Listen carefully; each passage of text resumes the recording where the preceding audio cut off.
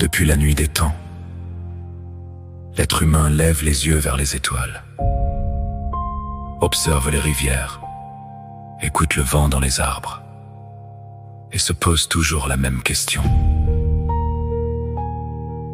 Pourquoi? Avant les laboratoires, avant les microscopes, avant les théories et les certitudes, il y avait déjà des hommes et des femmes qui cherchaient à comprendre la vie. Des chamans au cœur des forêts, des guérisseurs dans les montagnes, des sages au bord des déserts, des anciens qui observaient la nature comme un immense livre ouvert. Ils n'avaient peut-être pas nos machines, mais ils avaient le temps d'écouter. Écouter la terre, écouter les saisons, écouter le vivant.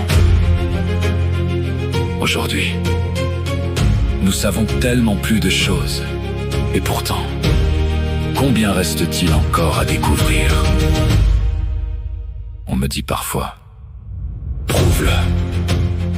Alors je réponds, prouve-moi l'amour, prouve-moi l'espoir, prouve-moi la beauté d'un coucher de soleil. Tout ce qui existe n'entre pas toujours dans une équation, et ce qui n'est pas encore expliqué n'est pas forcément inexistant.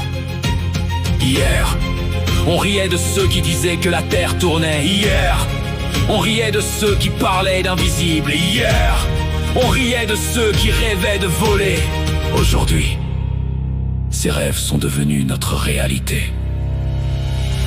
Alors faut-il tout croire? Non. Faut-il tout rejeter? Non plus. Car la sagesse ne vit pas dans les extrêmes. Elle marche au milieu. L'esprit fermé affirme. L'esprit ouvert observe. L'esprit sage cherche à comprendre.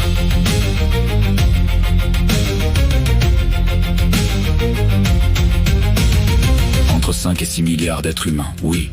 Entre 5 et 6 milliards de personnes, des peuples différents, des langues différentes, des cultures différentes. Et pourtant, tous ont conservé une part de ces savoirs ancestraux. Pourquoi? Par hasard, par ignorance, ou parce qu'il existe encore des chapitres que nous n'avons pas terminé de lire. Je ne prétends pas détenir la vérité. Je prétends seulement avoir assez d'humilité pour reconnaître que je ne sais pas tout. Et toi non plus. Et personne ne sait tout. Le corbeau m'apprend la transformation. La chouette m'apprend l'intuition. Le cygne m'apprend la pureté. La rivière m'apprend le mouvement. Et les carpes koi me rappellent que même à contre-courant, la persévérance finit toujours par ouvrir un chemin. Peut-être qu'un jour, ce que nous appelons aujourd'hui alternatif deviendra simplement naturel.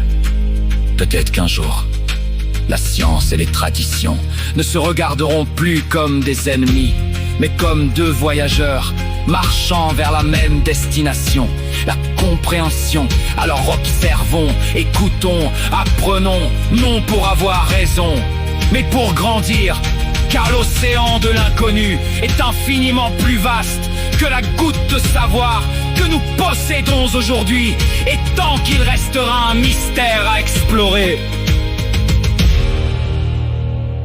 je choisirai toujours l'esprit ouvert.